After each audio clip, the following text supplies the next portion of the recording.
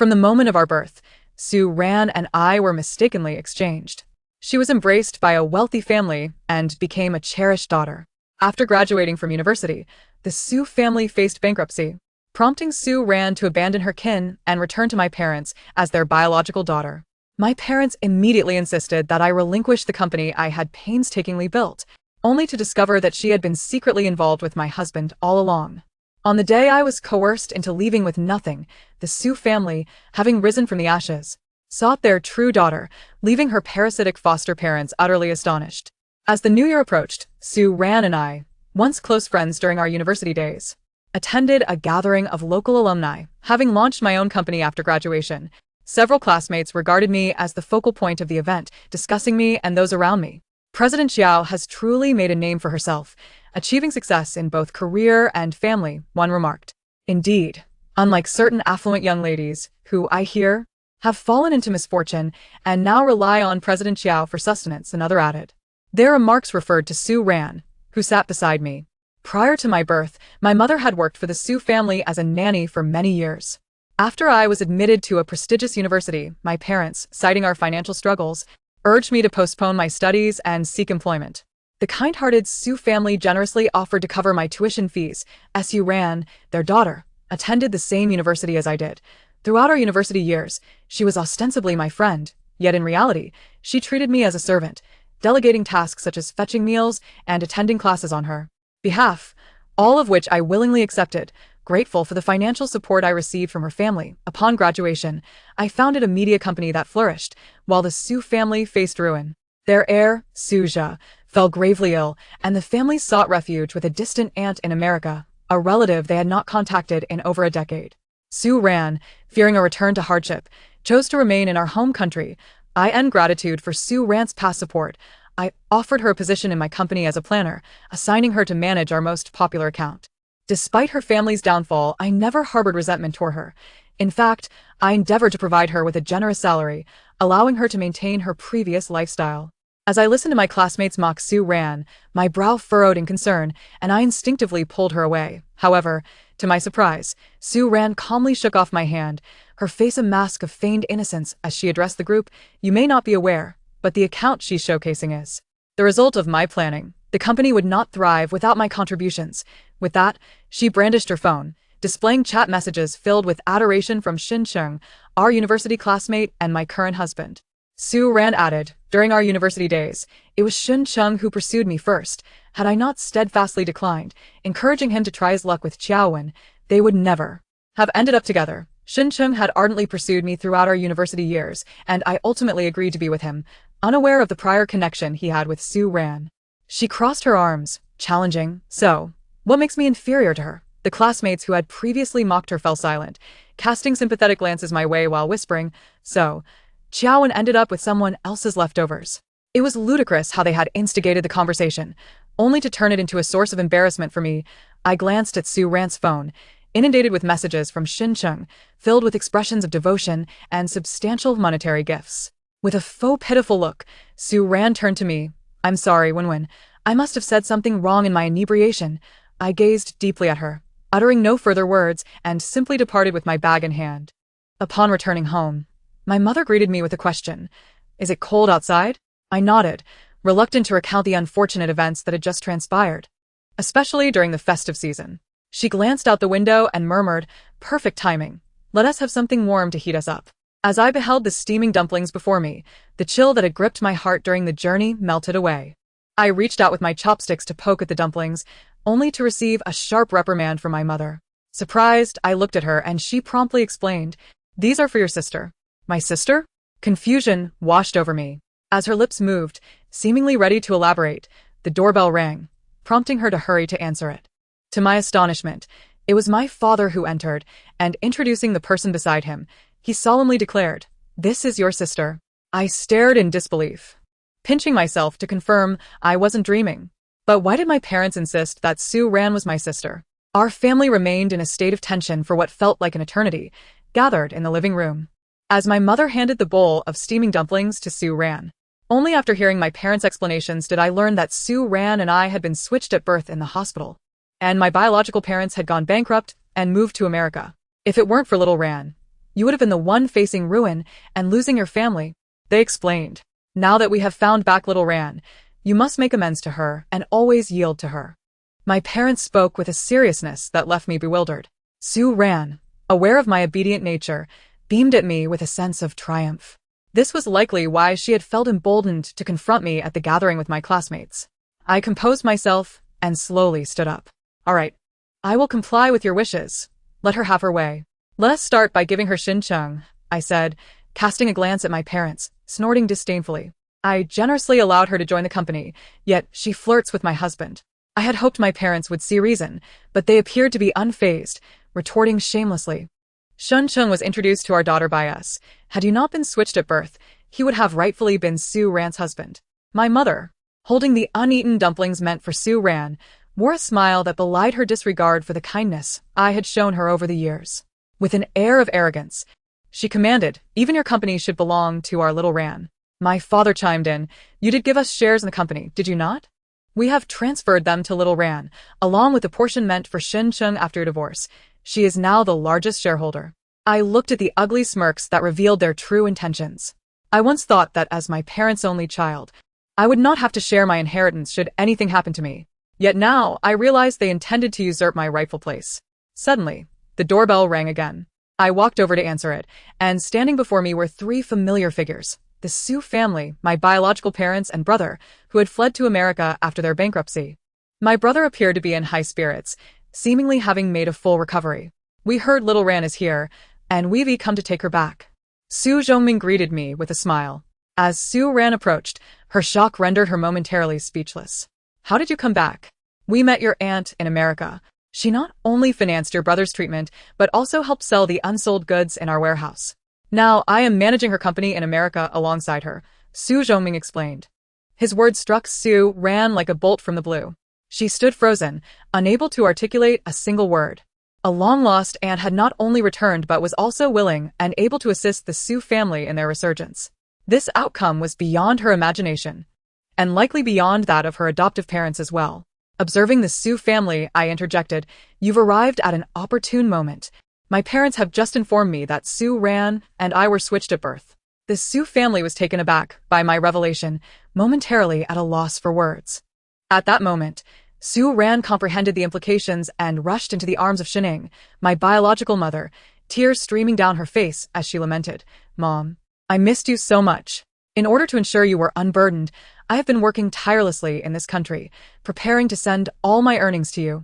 She exclaimed excitedly, looking at the other members of the Su family. From her words, I began to understand a truth.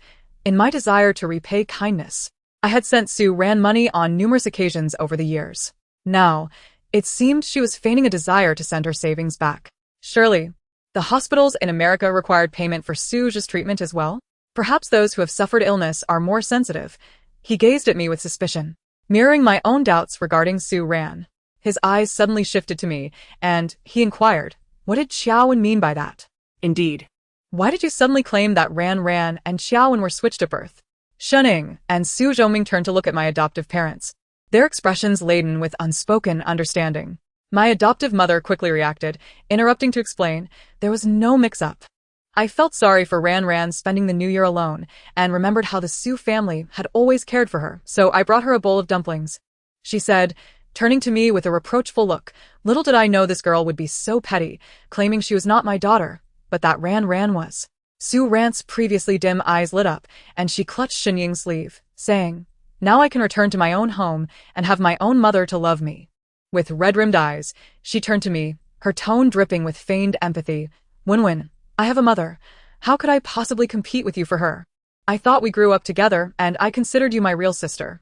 I never opposed Dada's support for your education, believing you would feel the same towards me.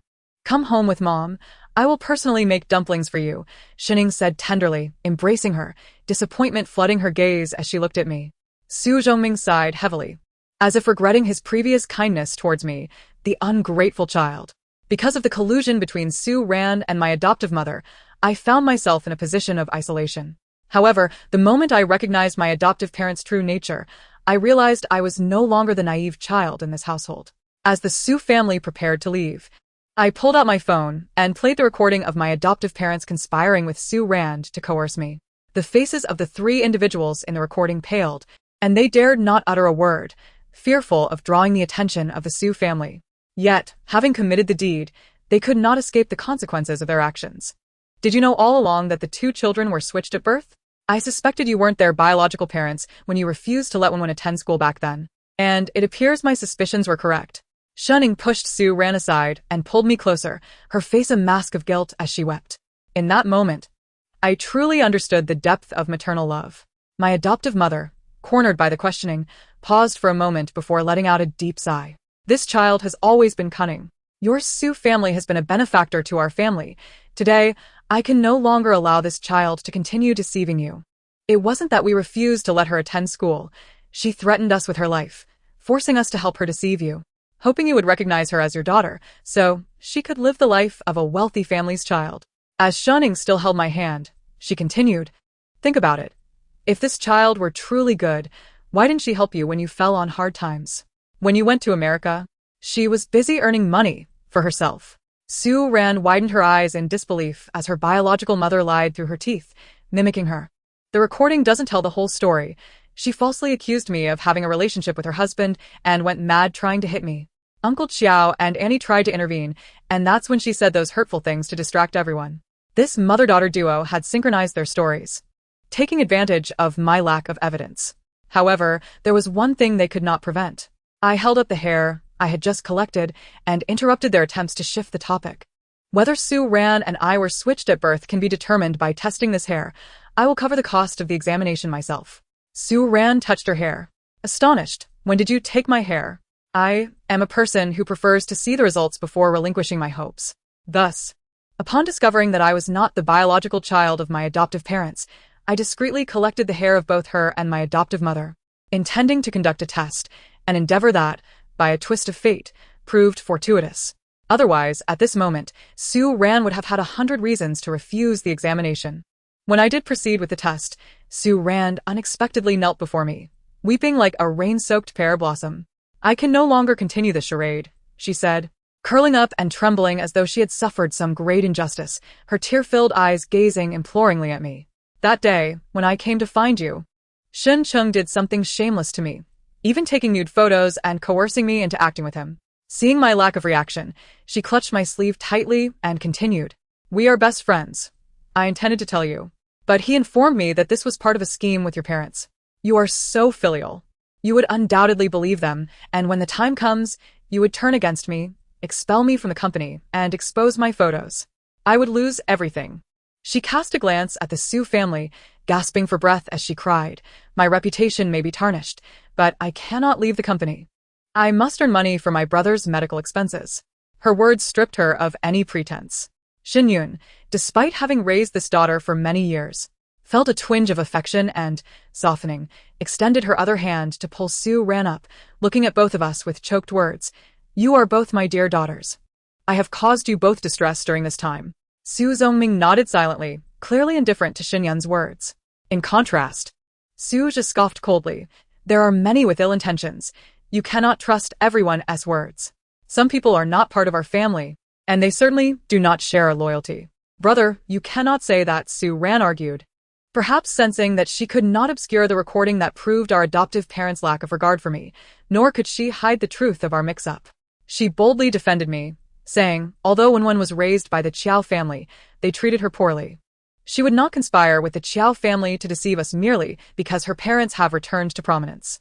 However, her repeated emphasis on my being a member of the Qiao family subtly echoed Su Zhe's earlier sentiments. I scoffed softly, fully aware of her intentions. I had initially hoped Su Ran could regain the trust of the Su family, but to my astonishment, Su Zhe's abrupt remark shattered her illusions. The person I was speaking of is you. You are not a member of the Su family. Brother, I am your sister, whom you watched grow up. How can you deny me? Su Ran exclaimed incredulously. Su Zhe regarded her coldly and questioned. You just stated that Xin Chung and the Qiao family coerced you into harming Su Ran. Why would they assist an outsider in harming a family member? If you claim it is for her useless brother, I recall that Qiao is obedient and always complies with her adoptive parents. His words struck a chord. Throughout my life, I had always obeyed my parents, never once refusing to fill the void left by my brother. There was no need for my adoptive parents to collude with an outsider like Shun Chung to expel me.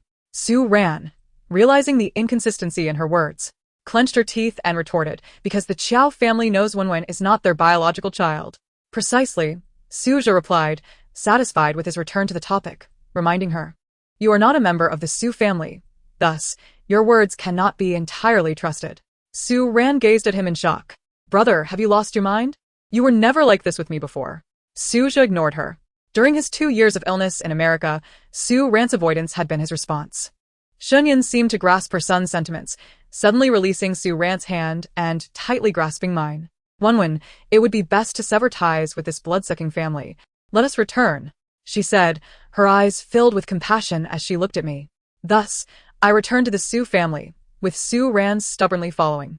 Before returning to the Su residence, I finalized my divorce from Shincheng, severing my ties with the company and meticulously sorting and dividing our shared assets, ensuring no further entanglement. After redeeming the Su family villa, the previous desolation and emptiness were dispelled, replaced by a sense of warmth. At the dining table, Suja suddenly mentioned, actually, and only provided us with the funds to redeem the villa.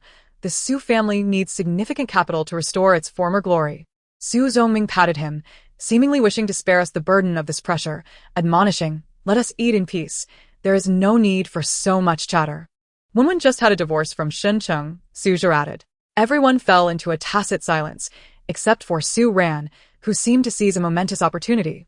Looking at me, since you intend to keep your account independent, why not invest half of the divorce settlement into the Su family? Once the Su family rises again, it could help you establish a new company. I regarded her with a mocking gaze, incredulous that she would presume to dictate the use of my finances. Without hesitation, I produced a card and handed it to Su Zhongming. There is no need to wait for the divorce settlement. This is all the savings I have accumulated over the years. While it may not be substantial, it can serve as a temporary remedy. Su Ran's eyes widened in disbelief, clearly skeptical of my generosity. Having grown up together, she often mocked me for being frugal. And now she presumed I would not dare to entrust my savings to recently reconnected family. I could easily predict her ulterior motives, knowing that any refusal on my part would provide her an opportunity to sow discord between me and the Su family. Unfortunately, while I may be thrifty, I have always been responsive to the needs of family. She stared at the card I had given for a while, ultimately falling silent. I thought this incident had come to a close.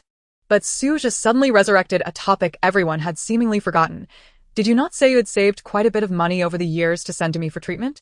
When our parents passed, they left you 100,000. By now, you should have accumulated a fair amount, right? The tension Su Ran had just released reemerged. As she stammered, the money. I watched her flustered demeanor, aware she could not produce any funds. Even though the Su family had gone bankrupt, she had not curbed her lavish lifestyle as the Su family's young lady, racking up considerable debts, all of which Shincheng had been quietly repaying on my behalf. What savings could she possibly have? Suja scoffed derisively. Oh, you clearly haven't saved anything. Enough, the company cannot be revitalized with just a few 100,000. Your aunt has already begun transferring funds. Do not dwell on your sister's money, Su Zhongming interjected diplomatically. Su Ran, mistaking this as support, seized the opportunity to vent her frustrations. Brother, instead of seeking ways to earn money, why do you fixate on others' finances? Moreover, if my money is not utilized for circulation, it will still support the family in other ways. You need not be so sarcastic. You are correct. At this moment, one should not dwell on others' finances, but rather seek ways to generate income. Suja emphasized, returning the card I had provided to me.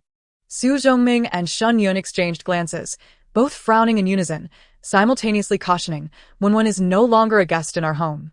Do not treat her with sarcasm or presume to dictate her finances. At the dining table, only Su Ran appeared out of place. After dinner, we all gathered in the living room. Su Ran, sensing the growing distance with her family, began reminiscing about her time with them, even recalling our sisterly bond. She recounted in great detail the efforts her parents had put into naming her, then turned to me and asked, I remember your name was given by a feng shui master, who said your birth brought too much yin fire and would bring misfortune to the family. After speaking, she glanced at Su Zhongming, aware he had been a firm believer in feng shui. Noting that the very master who assessed the Chiao family's feng shui had been introduced by him. Before I could respond, Suja scoffed, retorting, did not that feng shui master also claim that the Su family would sail smoothly, free from illness and disaster? His words left Su Ran momentarily speechless, as if a thorn had lodged in her throat. The air fell into a brief silence as Shanyan rose from her seat and returned with a purple box, which she handed directly to me. I opened it to reveal a jade pendant of exceptional quality. Isn't this the imperial green pendant that was exhibited last year, valued at over 100 million? Su Ran, having once mingled among the elite, recognized its significance before I could even voice my thoughts. As I listened to her words, my grip on the box slackened. This belonged to your grandmother. There are two of them. After she got separated from your father, they remained with your aunt. This time, when we went to America, your aunt returned it to us, claiming it carries ancestral protection and can ward off evil spirits. After explaining, Shunyan turned to Su Ran with a smile, saying, "What Xiao Ran said, we choose to believe rather than dismiss. So this pendant is perfectly suited as a gift for Wenwen.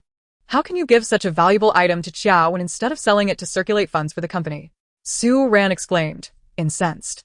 Shinja promptly doused her anger with cold reality. Doesn't this align with what I've said? Those who are part of the Su family don't share our interests. And it's easy for them to speak of selling off family heirlooms. Su Ran's face drained of color, and after a minute of stiff silence, she admitted, "I was wrong. I shouldn't have said such foolish things. Wenwen has always been fair-skinned.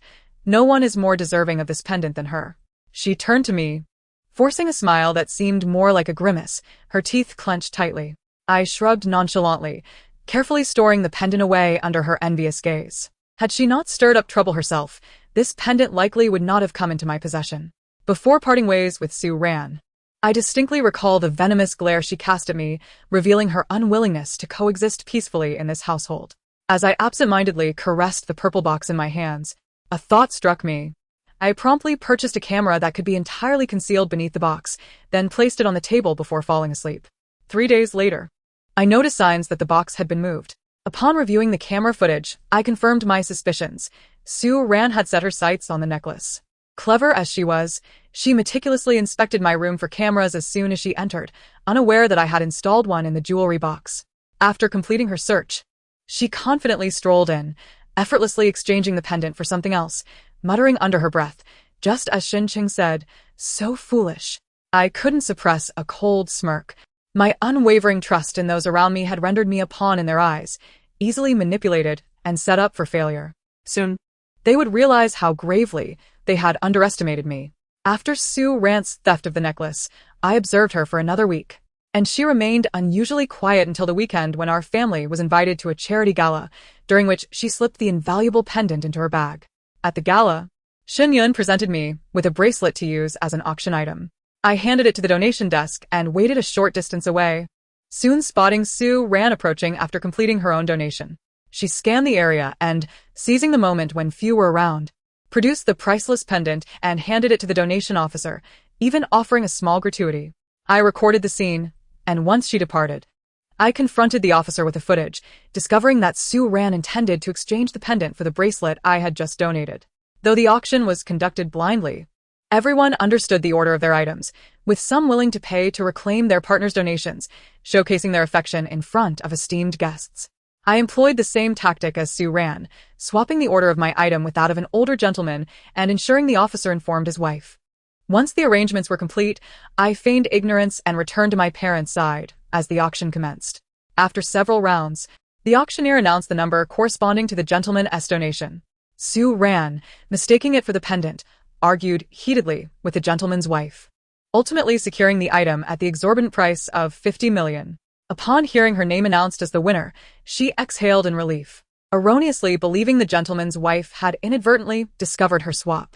Once the auction concluded, the Su family pulled Su Ran aside, questioning in unison, "Where did you acquire such a sum? Why spend so much on a stranger's item? This is a charity gala. No one should bid over 10 million. You spent 50 million. You must truly value that man's item," Shinja mocked. Overcome with emotion, Su Ran began to cry, hastily presenting the box she had won. Opening it while lamenting, "Mom, Dad, just look inside, and you'll understand why I spent so much. Xiao Wen donated the pendant you gave her. I overheard her discussing it with her friend. She wanted to ensure everyone remembered that Su family has only her as the sole heiress. So she aimed to make a grand impression today." Before she could finish, Shunja interrupted coldly, "If you're going to act, at least prepare your props. Where is the pendant?" "It's not. Sue Ran retorted defiantly, only to falter as she touched the contents of the box and realized the texture was wrong. Her face fell, fearfully turning to me, demanding, "How can it possibly be a men's watch? What did you do?" Before I could respond, Su Zhongming, furious, slapped her and shouted, "Why were you fighting over a stranger's watch? What? Do you think I like my husband? Is it not obvious?" A woman's voice intruded, startling Su Zhongming from his rage. I turned towards the sound, nearly bursting into laughter, though she interrupted my father's tirade. It was clear she had not come to rescue Su Ran, but to add fuel to the fire. The woman approached Su Ran with a sneer, declaring, "This is a watch I bought for my husband on our wedding anniversary. Do you mistresses find it more exciting to use someone else's belongings? Here, take it." With that, she pulled a pile of items from her bag and hurled them at Su Ran's face. I widened my eyes in disbelief as I recognized the items. These were intimate garments typically worn by men, appearing unwashed. Despite the distance, I could detect a peculiar odor. This lady was indeed fierce in confronting a mistress. Su Ran, overwhelmed by the barrage of items, began to stomp her feet in frustration, drawing the attention of onlookers. With a pitiful gaze, she turned to the shunned couple, pleading, "Mom, Dad, this crazy woman is bullying me." My biological parents, initially hoping to network at the charity gala, were unwilling to acknowledge such a disgraceful situation. They returned to her only after the commotion had died down, exasperated. "We raised you to destroy others' marriages? Still that same man." My father nearly broke down in despair. "Shunja, ever the opportunist," added, "just an ungrateful wolf you've gone through so much to reclaim. An ungrateful wolf is your biological daughter that you painstakingly sought to bring back." Su Ran, seemingly deranged, pointed at me, accusing, "I thought that was the valuable pendant she donated, which is why I spent so much to reclaim it. This wretched girl secretly swapped her donation with that old man to frame me." The Su family turned their gaze towards me, and I calmly replied, "It was I who arranged for my item to be swapped with that man's donation." My admission astonished everyone, including Su Ran. She should have regained her composure by now, perplexed as to why I would so readily acknowledge my actions. "See? I told you I was right," she responded, her voice lacking conviction. Su Zhongming rubbed his forehead in confusion, asking, "Why would you sabotage Su Ran? During your time here, haven't we been favoring you enough?" Shun Yun, too, leaned closer to Su Ran, offering her support. Upon witnessing the coveted affection return to her side, Su Ran excitedly clung to my biological parents, casting a provocative glance in my direction, her demeanor swelling with arrogance. I smiled gently, relishing the sensation of watching someone plummet from grace. "Because I lost my pendant. I unexpectedly found it among the items I donated," I revealed, producing a purple box that, upon opening, was empty. I raised my hands in mock surrender, saying, "I initially intended for the thief of my pendant to face the consequences of their actions."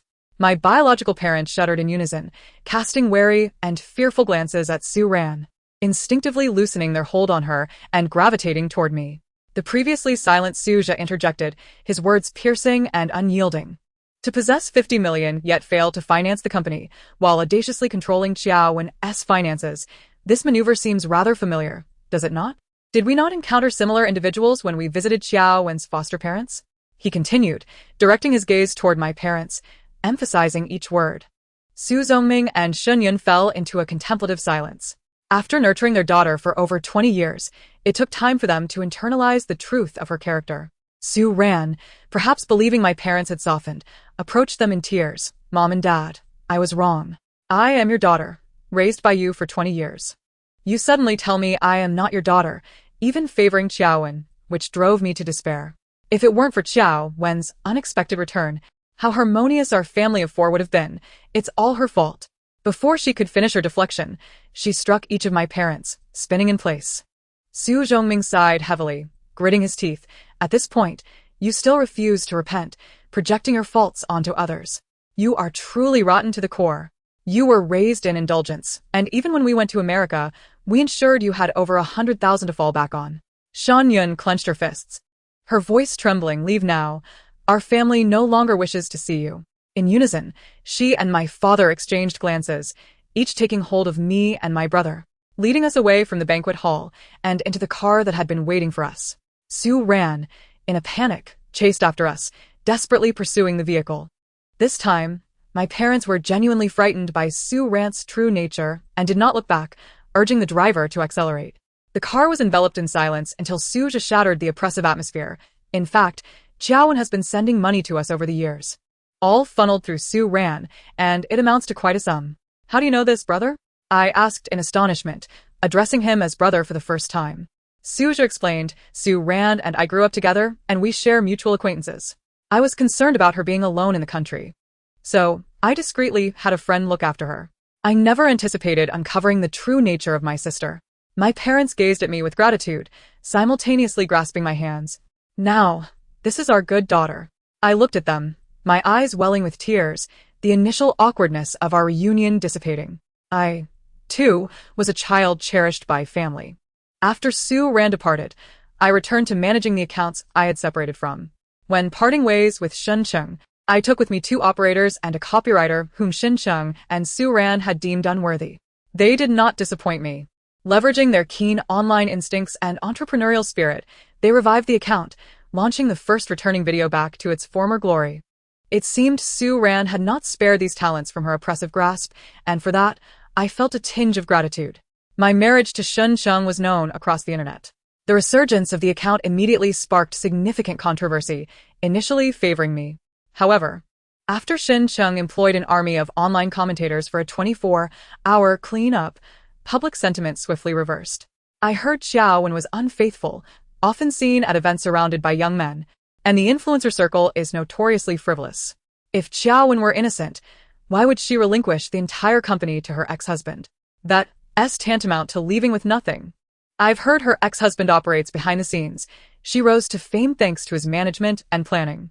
Without solid strategies and compelling narratives, countless individuals like her could easily be found. As I read the negative comments directed at me, I found myself at a loss for rebuttal. They only saw the outcome. Oblivious to the fact that my adoptive parents had given their shares to Shin Chung and Su Ran, either of them could easily become the company's authority, leaving me to choose between being a powerless shareholder or laboring under their command, thus opting for independence. Initially, these were merely conjectures from internet users, and my account's comments were filled with fans until Shin Chung released a photo alongside a legal statement. The statement accused me of hiring commentators to harass him and his family, while the photo captured me at the scene of an event targeting an artist. I had been deceived into attending, remaining for only 10 minutes before making an excuse to leave, with Shen Chung himself coming to collect me.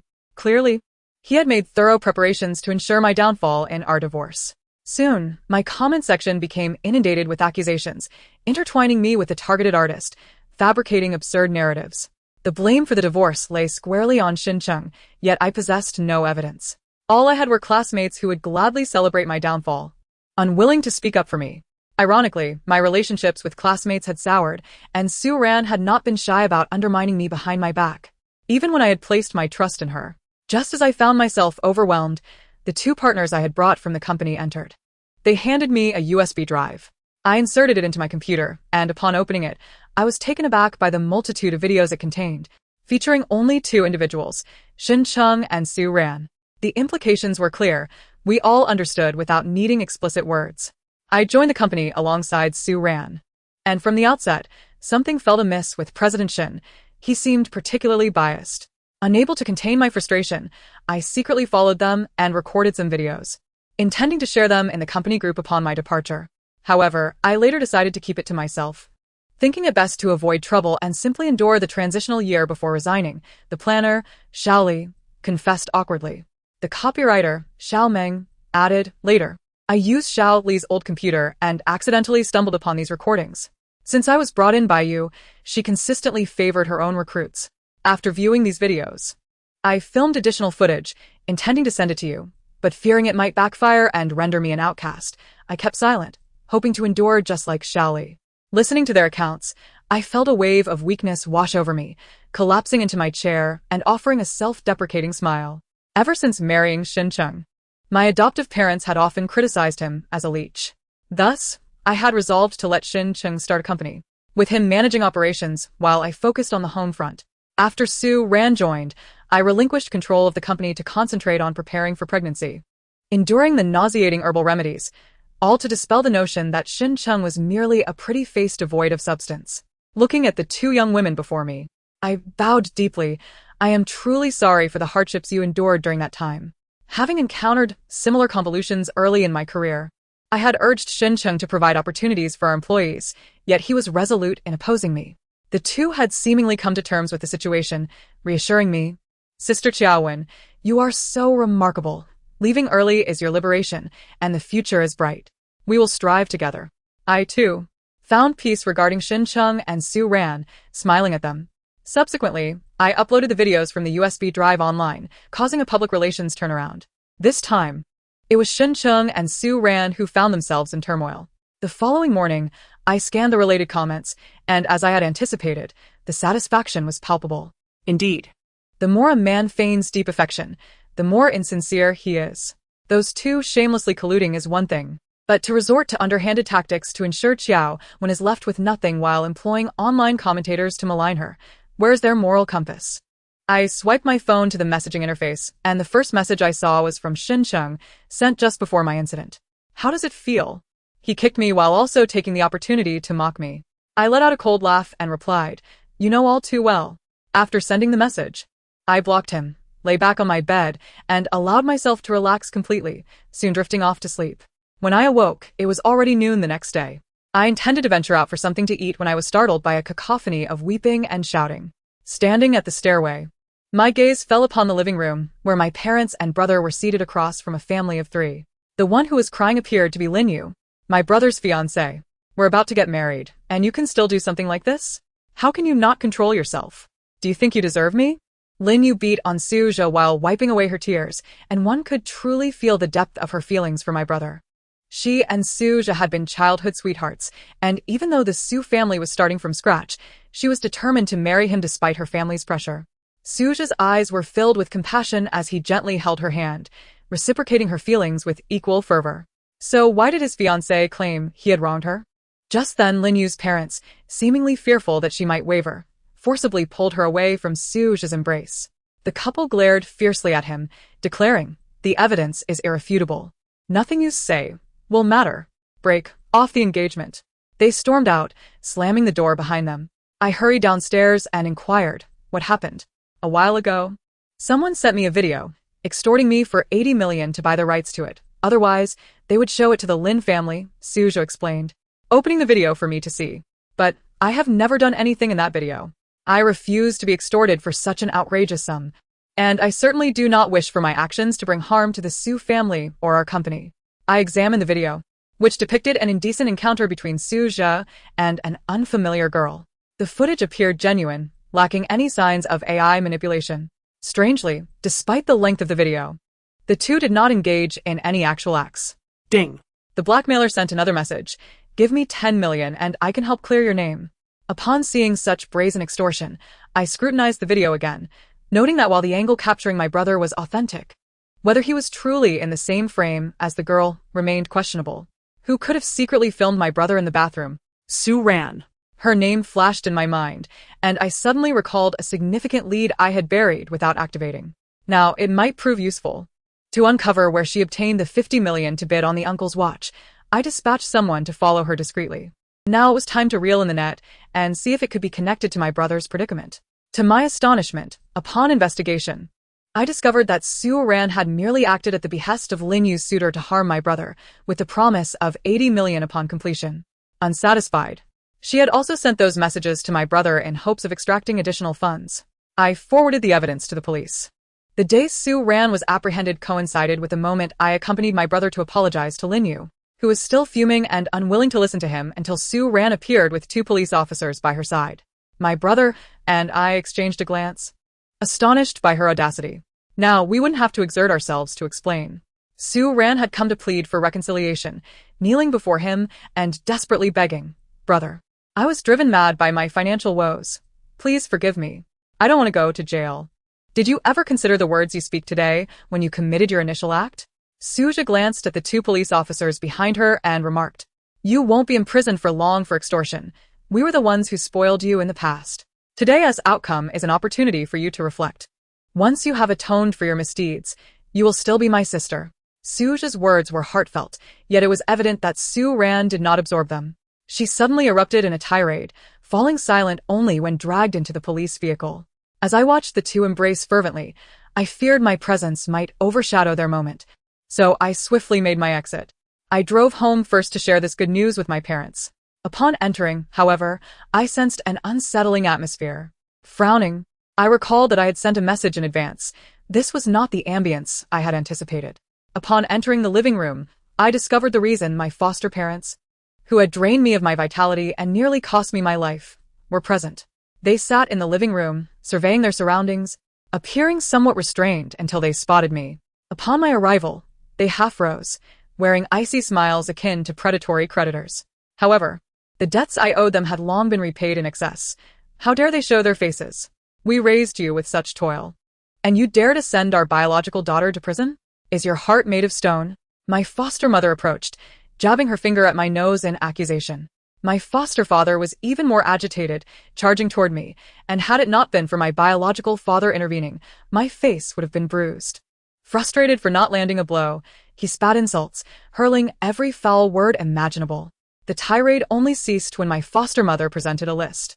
This is the cost of raising you all these years. Take a look for yourself. Without us, you would have perished. I glanced over the list and was incensed to the point of laughter. One item read, eggs, 5 yuan. My foster father had craved egg custard, and I had only taken a single bite. Another item listed, monthly milk subscription, 100 yuan, initially sounded exorbitant.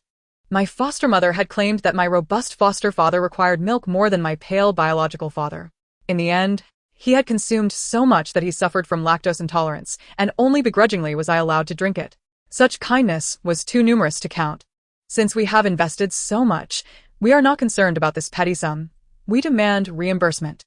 My foster mother feigned generosity, casually suggesting, if you go to the police station now and say the extortion was a misunderstanding, we will not hold your past misdeeds against you. My foster father then threatened, you are now a prominent internet celebrity. Be wary lest we sever ties and expose the wrongs you have inflicted upon us online.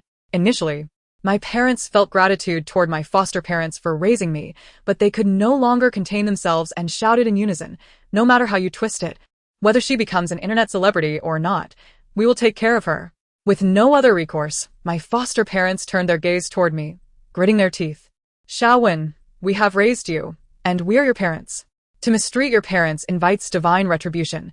Be careful of karma. Observing the vile expressions on their faces as they prided themselves on their righteousness, I no longer felt compelled to maintain any semblance of dignity. Since you choose to disturb my peace rather than live well, I shall grant you what you desire.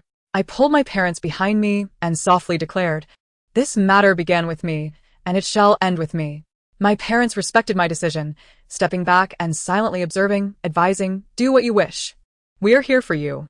I turned around, retrieved my phone, and played a restored video, one from the time I was swapped with Su Ran. My once intimidating foster parents were left dumbfounded. Did you think that just because the hospital could not find the video from back then, you were invincible? I scoffed. Perhaps even the heavens could no longer bear witness to your misdeeds. I have a colleague who enjoys acquiring second-hand surveillance equipment for vintage props. Fortuitously, it was the very camera removed from the nursery where Su Ran and I once resided. They fell to their knees before us, wailing and pleading. We have only committed that one heinous act in our lives, and we repent daily. We truly regret it. My mother coldly interjected. Is it for my daughter to drop out of school and work to earn you retirement funds? Or to take the hard-earned money my daughter made and pave the way for your biological daughter? You have not merely committed that one act of wrongdoing. You are rotten to the core. She pointed at her adoptive parents with trembling hands, her teeth clenched in loathing. Soon, the police I had contacted arrived, dragging the two of them into the patrol car, which sped away with a wail. Did they not wish to see their biological daughter? I suppose I had fulfilled the old couple's desire, allowing them to celebrate the new year as a family of 3 within the confines of a prison. Meanwhile, the Su family, along with my sister-in-law, gathered in the villa, where a steaming pot of soup was artfully arranged alongside a variety of regional delicacies on the table. My father raised his glass and proclaimed, Happy New Year, may it be smooth and prosperous. Smooth and prosperous. That year, I changed my name to Suwon. As I gazed at the harmonious family before me, I couldn't help but reminisce about last year's spring festival, when my happiness felt frozen, only to be rekindled this year. How wonderful it is. The end. Thank you for listening. If you enjoyed it, please subscribe and give a thumbs up to support us. Until we meet again in the next story.